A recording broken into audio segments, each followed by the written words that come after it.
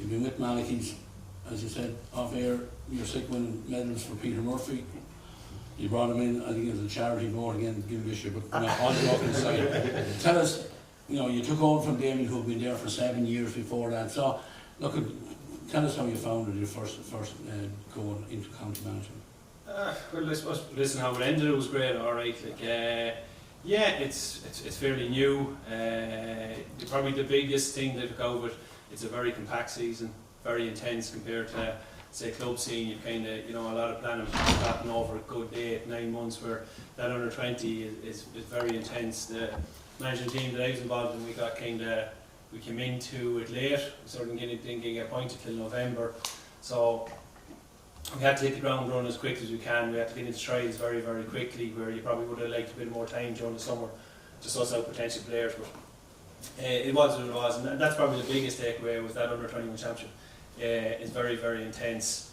Flipping it over from club football, when you do get a panel of 35, you're usually dealing with the best 35 in the county. So, trainings can be a lot more intense. The guys are coming to know what they're all about, and there's less coaching in the guys. And that's not taken away from a club setting, but that's what you get with an inter-county setup. And as you said yourself there, I took it over from Ray Gavin. And I always said that Damien handed over a very good squad. He handed over, I think it was 10 or 15 lads from the previous year Damien came over. So that was very good. And I had a meeting with Damien just after Christmas, and kind of gave me the few insights you need going into the job. So I didn't go into it blind. I got a lot of help in that sense, which was great. Backroom team, had you much problems getting it together, or had you a lot of people in mind before when you were offered the job? Before I offered the job, so I kind of was hoping I was going to get Tommy Cleary on board, because Tommy worked with me in Malachy. It's a good relationship with him there. The way I kind of looked at it was that I needed to get a management team that was kind of could throw a net over the whole county, because I mightn't be familiar with some of the players down south. So that's why I went after Gary Conklin, and Gary kind of brought that side of the fence. I knew Ronan Kieran from, I played football at college. I went to college in the Dock with Ronan Kieran. He was in the north side of the county, so I knew to get Ronan, so he could potentially pick up or sweep up any players there that I might be aware of. And then Mick came on board, and he was after being with the senior team in various roles for the last 2 years, so he kind of came with his piece of knowledge of the kind of workings of the county scene, who to talk to, where to get the gear and stuff like that, which was a great help. So there was a bit of gelling at the start, because some of the guys wouldn't have known each other, but as I said, it's so intense, you sort of don't have time to sit around and wait. You have to kind of make it happen very, very quickly, which we did, and we kind of got into our roles of what each one of us wanted to do, wanted to bring to the table very, very quickly, which was good. When did you play your first challenge game? We played our first challenge in January. We played Mayo. We were set to play Fermanagh, and they let us down at the last second, and we did a bit of ring around, and we got Mayo. Mayo gave us a bit of a drumming down in Public here in the very first opening game. Now, we were missing a good bit of team, but it was nearly a trial match more than an actual game. But they fairly put us in our spot that night down in Public here, and but it got better from that. As I said, we were missing the teams. We were still trying. We were changing. We were bringing 15 lads on and 15 lads out at half time, which always will display as a team in a sense, no matter what's happening. And some guys are still a bit unknown. We haven't seen a whole lot of them, because we had a lot of trials down in Norman's, and trials can be a tiny bit deceptive. When lads know each other, and don't get me wrong, lads are always going to give their all, but it ain't the same as playing cutthroat football. But that was the kick-off. It was in January. And you're finished then, of course, with you ended up putting the world record and winning that, and then going to the All-Ireland under 20, which finished up on, what day was that final? It was the 21st or the 6th. It was around the 21st or somewhere. The 21st of May. Of May it was, yeah. So it was 8 championship games in total. It was a great run for us. Yeah, they're coming to thick and fast. Yeah. These boys you have here, you've two midfielders here. I hope I'm looking big enough in here beside the two of them. Two senior men that have come up onto the senior panel as well. Was it a big job to get everyone in? Did everyone put themselves forward that you wanted?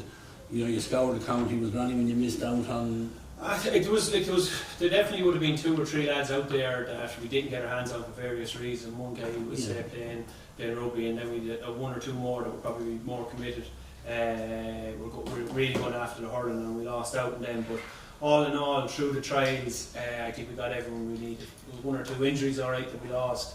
on it. And then, as I said, we got 15 odd lads from Damien's squad brought over, so we just had to top it up with 20 odd players. But without a shadow of a doubt, did we miss one or two players? I'd say hand up, you probably did, but it was so intense and so tight. It was very hard to get it right. But at the end of the day, I think I got 95% what I wanted to get. And how many of them have you then for next year?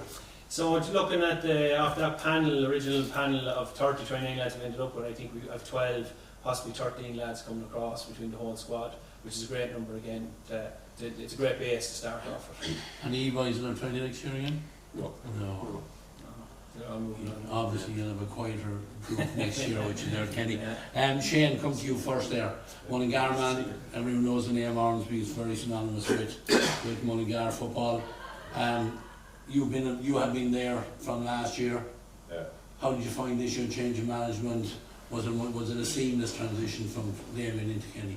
Like Damien last year, he was great. He covered all angles. We were obviously unfortunate, missed out on losing out to Dublin in the league last year. But we got into the Leinster, the end of the kind of just have to turn our focus to that last year too. So, and we won that out, and then got to the final again against Browne and missed out on that, unfortunately, as well. But it was more or less the same. Kenny and all the boys, they were great. They got off.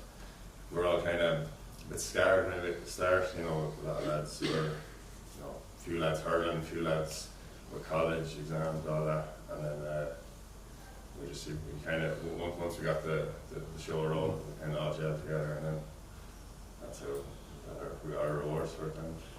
Tige, the group draw wasn't very favourable to you either. You ended up at the first game, I think I ended up coming for Clover down in the Faithful Fields against Duffy, but then you had both Meath and Dublin in the group again this year, which, with only 2 qualifying out of the group, it meant that you had your work cut out. Yeah, well, the draw never seems to be too favourable now, but look, at the same time though, you're going to have to play and beat them at some stage, like. So it's to be playing them. I think probably especially I'd say the Meath game, the first 30 minutes of the Meath game is probably the whole team probably learned a lot from it. You kind of maybe realise that it is the higher level, and then I think that really helped. I'd say that for a lot of lads, not even just with this team, but kind of learning to play, and like that's what you get playing. And when you go up to Parnell Park as well, that's a different animal as well up there. So like you want to get exposed to as high a level as you can, and you want to be playing as good teams and physically as good teams. And I think that it really has probably helped improve this team as the year went on, playing against them.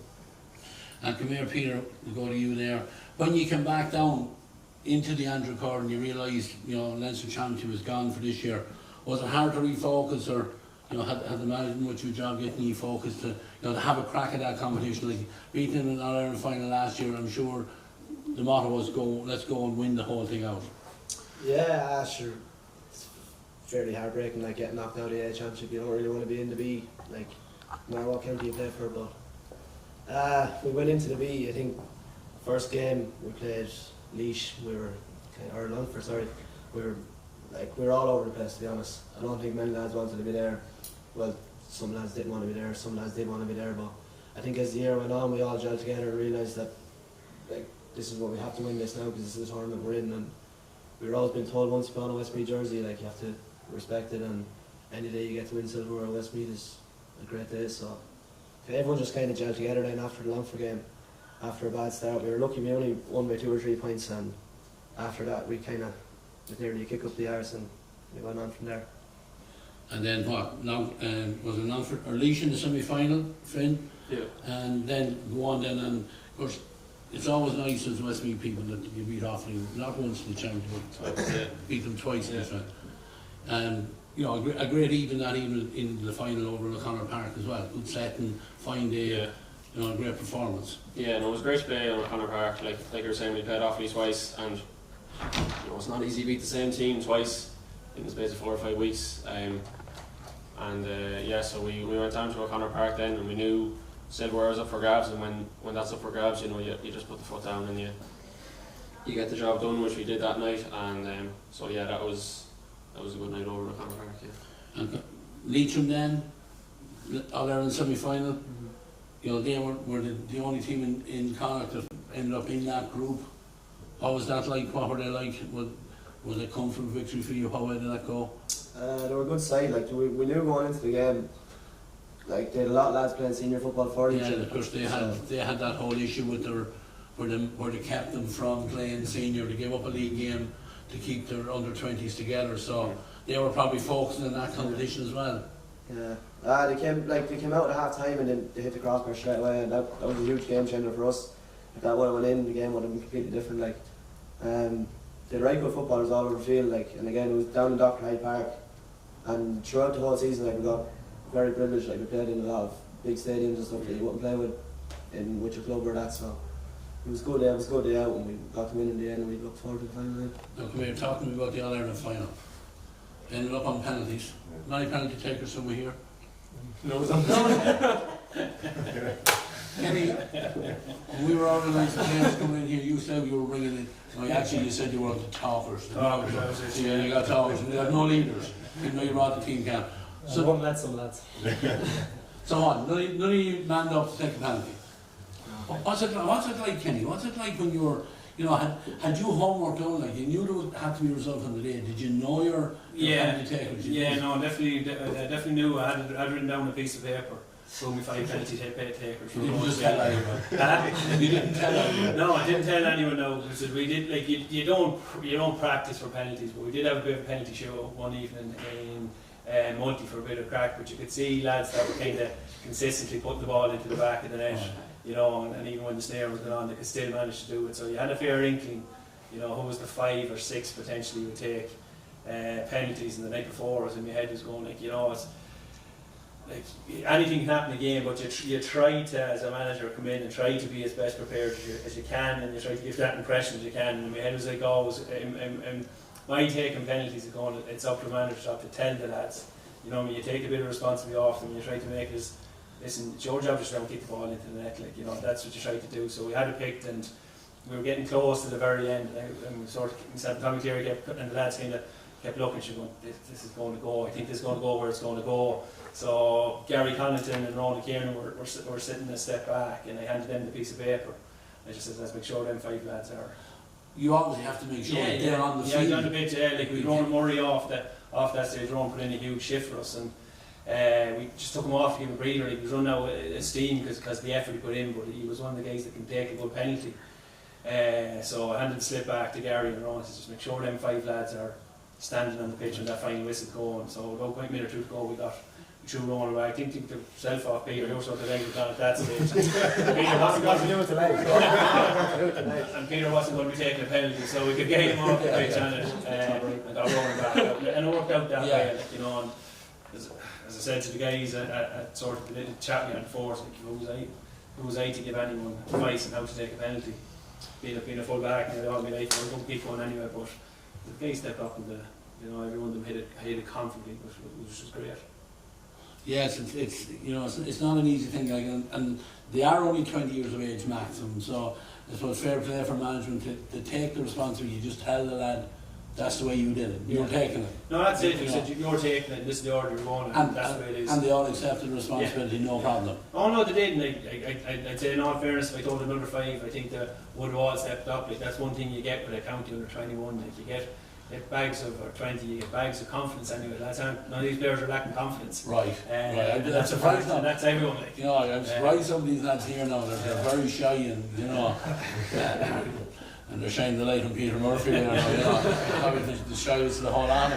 But, yeah, but look at it, it's you know, it's a big occasion for these young lads. Now look at you yourself in your own playing career, you've seen the heights of an All-Ireland final, a victory, Croke Park, which, you know, they don't do anymore. So, look, that experience, is it too long in the past, Kenny, to bring it into management? No, that's too long in the past, definitely. I think if you look back, like, you don't realise, especially when you're 17, 18, you don't realise what's that all about, like, you know what I mean? It's kind of, you're nearly haze going through it, coming out there, and it's only sort of now sitting back, you're kind of so appreciative and kind of so realise what it meant, like, you know what I mean?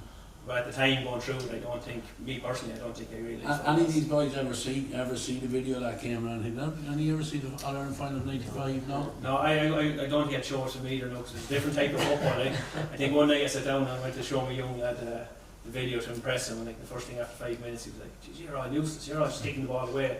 And we were, like, that was a game of football you played back then, so I'd say if you showed this time to these guys, they'd cringe at you, laugh at you. Yeah. If you showed them that style of football we used to play there, like, you know. I don't know, Kenny. I don't know. It was still a good day. I was still one of the better ones. One of the better ones. So lads, what's the story going forward now? Two of you have made the senior panel this year. You know, Peter, Finn, what's your aspiration? You go back to clubs now, try and progress through the championship, and then step on into adult senior football as well. Yeah, go straight back to the club, get the head down. I suppose your club is your bread and butter, so the immediate future now is just getting back there and getting playing in the summer there in championship, and hopefully winning. Intermediate championship. Yeah. Peter Murphy knows all about winning intermediate championship. He obviously has given you some advice on how to win. Plenty of advice, yeah. Right. He's reminded me plenty of times. I've come about us in the semi-final as well. So. The new rules are they'll probably suit me. Peter, your manager, you know, second year manager. Yeah, you finding him okay? He's good at that now. He's Yeah. good to work under now. He got one or two bollockings during the year, but it's probably deserved. Right. Yeah. And he did keep you out of Division 4 of the league as well. Yeah. Do you want to say anything about the last game against Morton? Your own particular contribution to that game, Riley? I put a few bad nights in. I was rusty enough. I wasn't out shooting under Kenny, but Tom lets me shoot with that one. Kenny, you definitely got it right when you said these lads are brimful of confidence anyway, that's for sure. Ty, come on, you're up with the senior squad. How you find that? Is it a big step up from under 20 to that?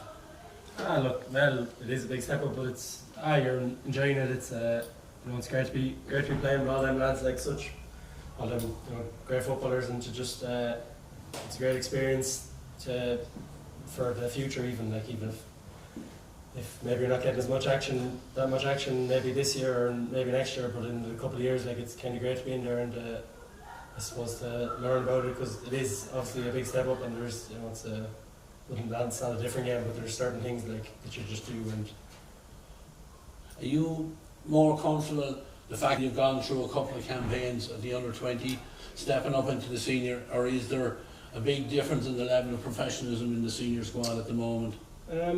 Well, there's probably there's a slight step up, but there's the couple of years under 20s there, it's been the same. It's very professional. It definitely does help to be in and around that sort of setup for as many times as possible. It's great to be getting that sort of exposure from being very young to you kind of it comes all you learn really then after a while. Like, Shane, you're following Tyke's footsteps. You've gone up onto the senior squad.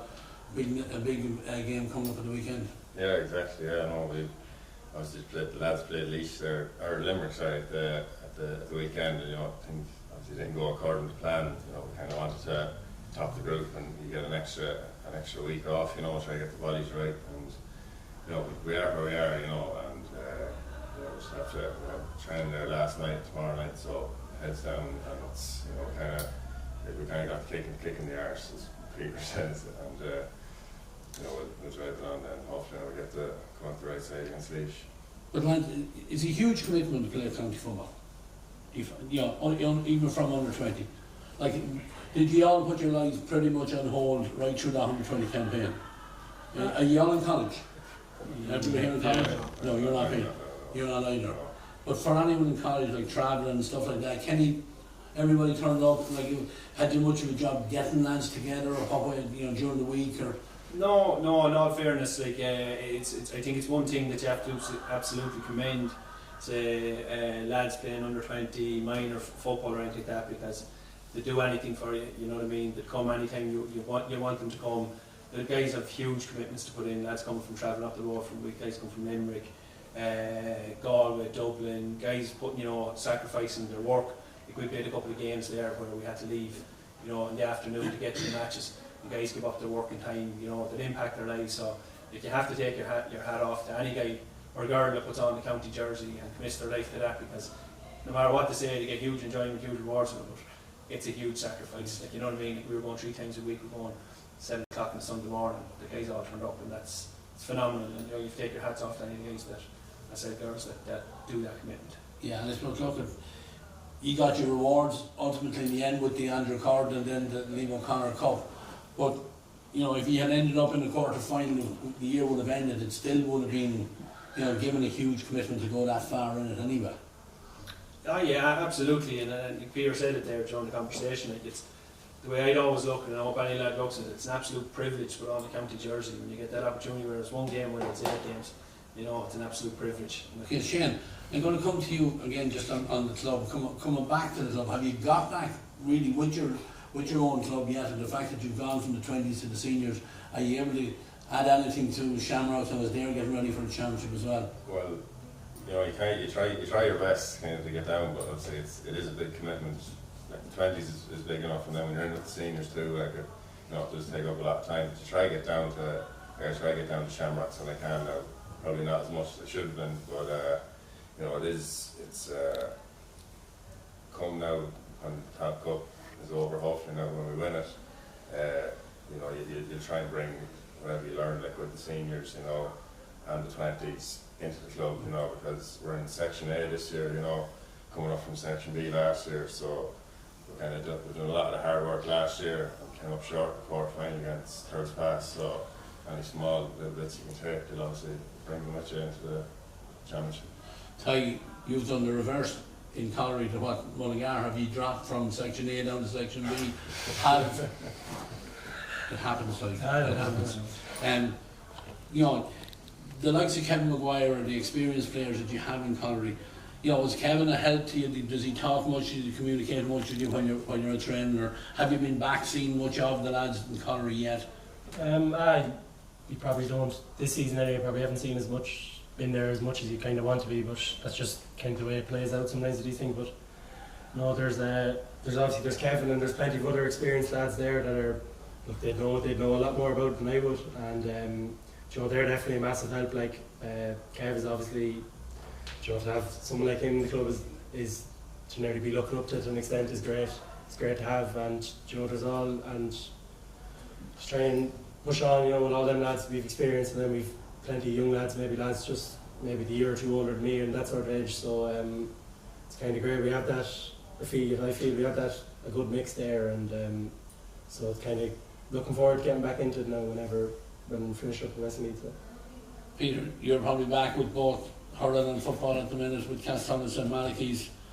You know, it's a change of scene. Is it freshen the whole thing up for you then going back in with the club again, or you know, how do you react to it coming off a kind of a high with the county team back down to get organised and get ready for a, you know, you're in Section B of the senior championship as well.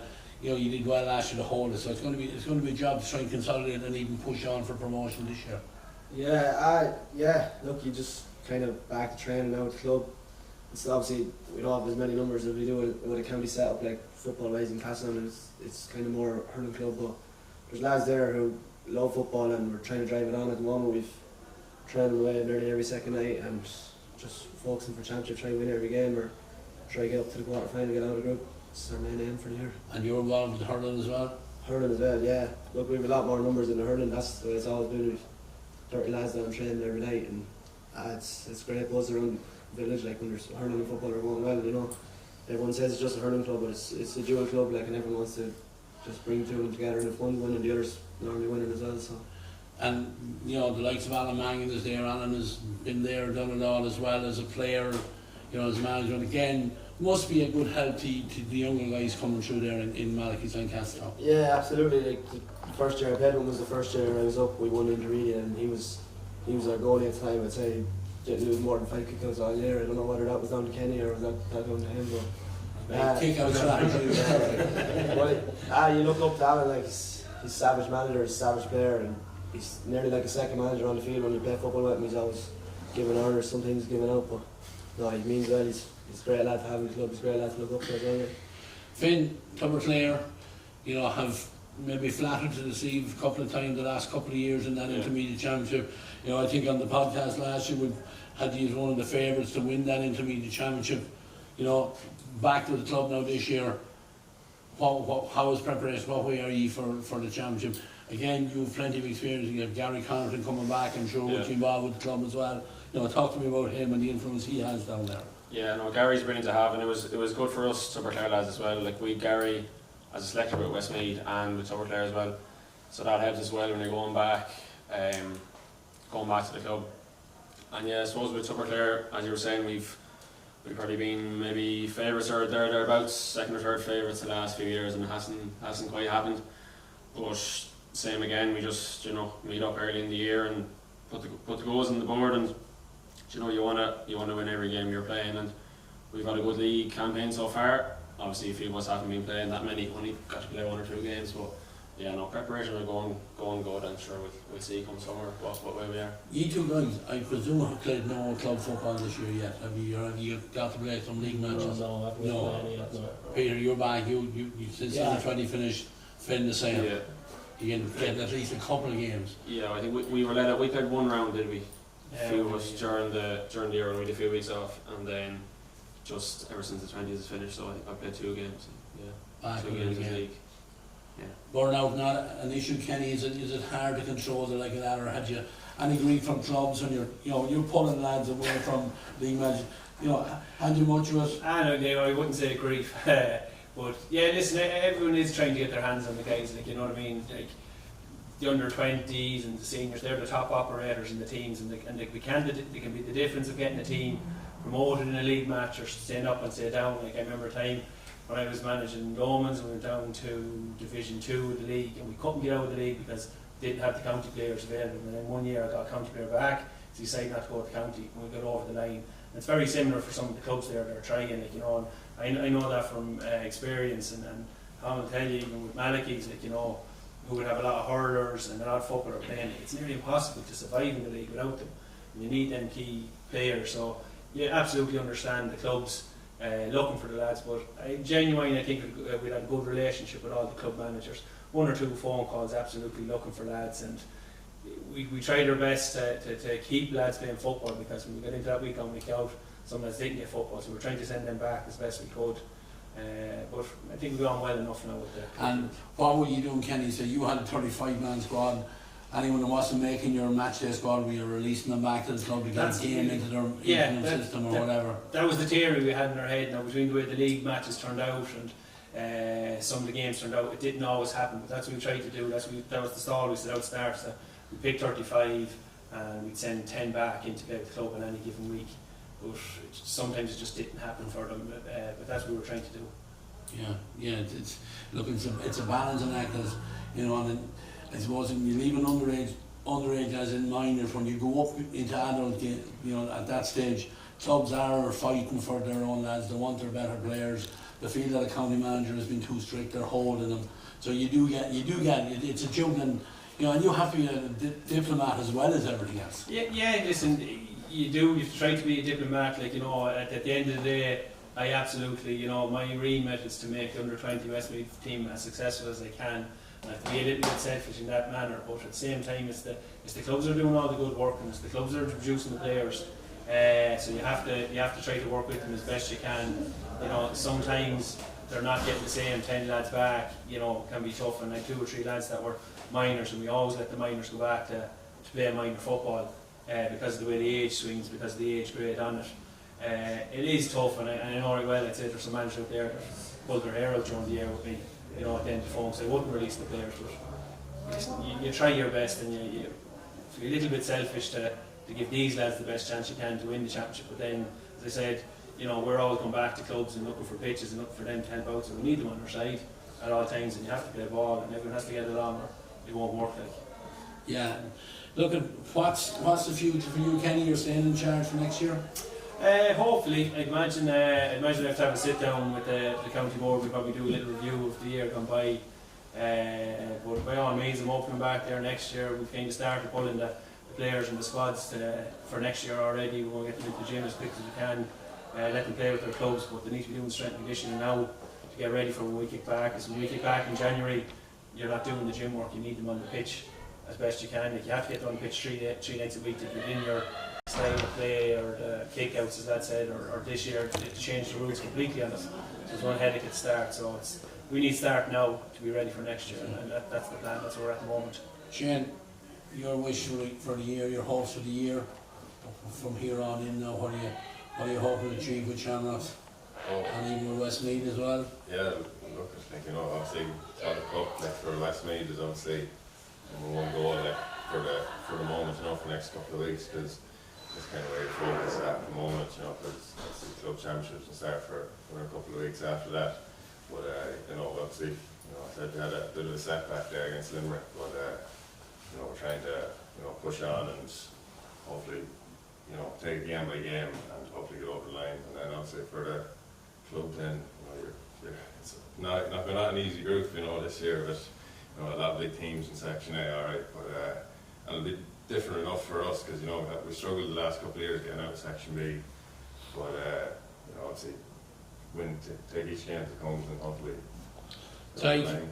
Tige, yourself, go back to Colliery now, and obviously you're with Westmeath for that. You'll have to finish up for the next 3 or 4 weeks, hopefully be there. But what's the aspiration in Colliery? Get back up into the Section 1 and get into the knockout stage of the championship. I'm sure you'll be hoping to get back there. Yeah, well, I suppose it has to be. I think it's probably every day you go out, you want to win the next game, and I suppose 2 years ago we were in a semi-final, so you definitely probably be progressing as a team. I think you definitely need to be getting back to there anyway, and then You've had a taste of it as such. and you kind of I think that really just makes you want to be there again, and so I think that's the big thing. Just try push on as a team, and look, obviously there's some very good teams at the top end of the championship, but if you get there and you're playing against them, you just have to take your chances then and hope for the best, really. Peter, obviously you'll be hoping to get one over Tige in that Section B in the championship this year, but for the club in Malachy's, what's the ambition? Make that knockout stage. I'm sure there's no point in aiming anything for less than that. No, yeah, like you said, with tying in the first round, I think you go out and you try to win that game. You just do everything to win it, and after that, you just try to win every game after that. Try just get yourself up into the top group for next year, make the quarter-final, semi-final. Anything can happen when you're in a knockout game, like seeing last year, not in the championship game, they're thrown out of the water. Yeah, just before I come back to you, Finn, in that championship, the groups were calling them Section A and Section B, but the opposition is getting stronger. I think things are balancing themselves out. You have Tang and Colliery gone now into Section B. Who have you Moat, Malachy's? Kerry Castle, Their clubs have all played Section A in the last couple of years, so it's going to be very, very difficult. Get out of it. You're probably delighted you got out of Section B when you did. Finn, Tubberclare. Yeah. Hoping. You have a lot of young talent, a very good minor team that came through there in the last couple of years as well. Yeah. Sure, there's lads adding to the senior or the intermediate squad or whatever, and you'll be hoping to go that little bit further. But again, we all know, Kenny, definitely all know how hard that intermediate championship is to win. Yeah, no, definitely it's definitely one of the hardest championships to win. You have to be the best team out of 10 teams to win it. That's not easy. But yeah, just like all the lads are saying, I know it's cliche, but you'll just try to take it one game at a time. Look, we won't be afraid to say we're aiming to win it, but we've Roseman in the first game, we'll win that, and then we go from there and hopefully get into the latter stages, and that's when you really need to perform. So we're obviously disappointed to go out last year, but we're ready to go again there for this year. Yeah, and Peter's alluded to it already. You won intermediate championship coming from that Section B, where both yourselves and Milltown Pass topped that table and made it to a county final. So yeah. It's probably the most competitive competition, I think, in Westmeath football. Yeah, no different to what you were saying there about the senior Section A and B. There's always teams in the intermediate coming from Section B. Maybe they get a few wins under their belt and they get into a quarter final. They carry the momentum on, and that seems to happen a good bit over the last few years. I know when I was still minor, but when Tubberclare were last in the final, it was from the Section B. When Malachy's won, it was from the Section B. And last year, Gary Castle were from the A. But there's definitely a lot of teams that are aiming to win that championship and are capable of winning that championship. Yeah, it's the best of luck with that one, because, you know, Cheers. we're going to sit down with a podcast later on before the championship starts, and, you know, we'll be picking our winners and favourites and whatever else, and that is the one championship you might just stick a pin in one Exactly, of the 10, 12 teams, and any one of them can get through it. I think we're going to finish up at the minute. I want to congratulate you guys, number one, for bringing success at under 20, first of all in Leinster, and then to the All-Ireland win Liam O'Connor. It is a great achievement. You got great exposure from it, and we hope it benefits you going forward. It's good to see two you already have made the breakthrough to the senior squad. Because Kenny, I suppose the last word to you, but under 20 is still about development, and I suppose your role there is to produce senior footballers, and if you're doing that, then you're doing your job really as well. Yeah, yeah, absolutely. Like, you know, we kind of look at it at threefold. You're obviously trying to win as much as you can there and then for the lads. It's about that conveyor belt, pushing all these guys up into senior status, and you're hoping that the guys, like, you know, I think our closing speech at the end of the campaign was kind of, you know, don't let me or anyone else ever tell you you're not good enough for senior football. If you want to put on a county jersey and you have a dream and a goal to do that, like, by all means go after that. And there's plenty of lads in that dressing room that I do believe will go on to play senior county football. You know, you have to be patient. It doesn't happen overnight. You sometimes have to go in and, you know, do your apprenticeship, as they say, spend a year or two kind of playing your trade, putting on the bit of muscle, putting the hard yards up that is now senior inter-county football, because it's a serious step up. But I think they're the players that are in that dressing room, and the young lads that I see coming even out from the minor coming up, you can see the talent there, and there's always talent in Westmeath. Like, it's just to your point there, is that we just nourish them and we send them in the right direction.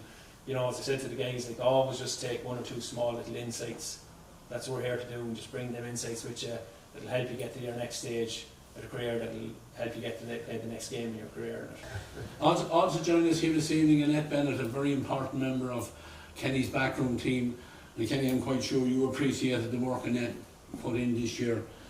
Annette, as coordinator of the team, what would the Centre of Excellence mean to a coordinator on any team in Westmeath? Well, you wouldn't have to think twice about taking the role next year.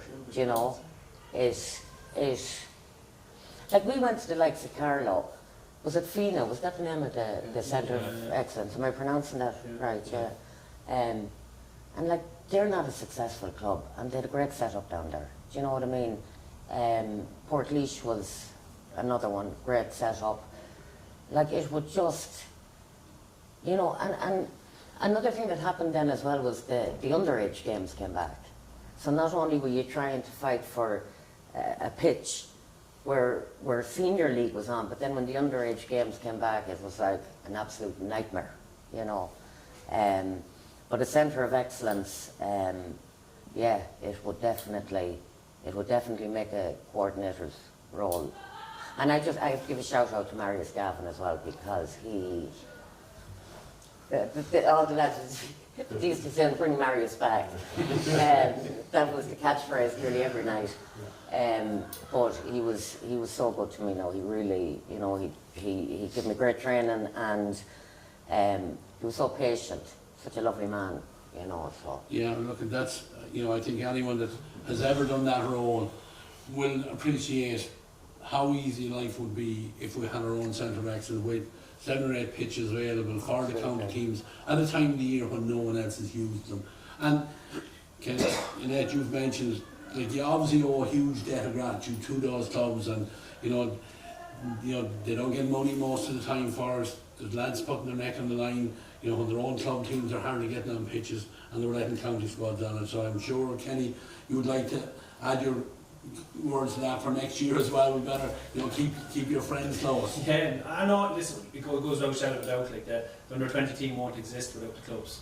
It won't exist without the help of the clubs. And as you know, Annette says there, like, you know, you're going after the pitch in the worst time of the year. You know, when it's rain, it's slop, and we're going to cut up pitches. And it's just the goodwill of the clubs, and listen, we need it without a shadow of a doubt next year. We need every club helping us out, and, you know what I mean, because in myself management lifetime, I'm not going to see the Centre of Excellence Westmeath under 20, but without the help of the clubs, we're not going to do what we do. We thank every club that gave us a blade of grass in the corner to train, and we need them again next year. And look, it's all the more reason, lads, to get out there and get the tickets for this home in Spain. and push it.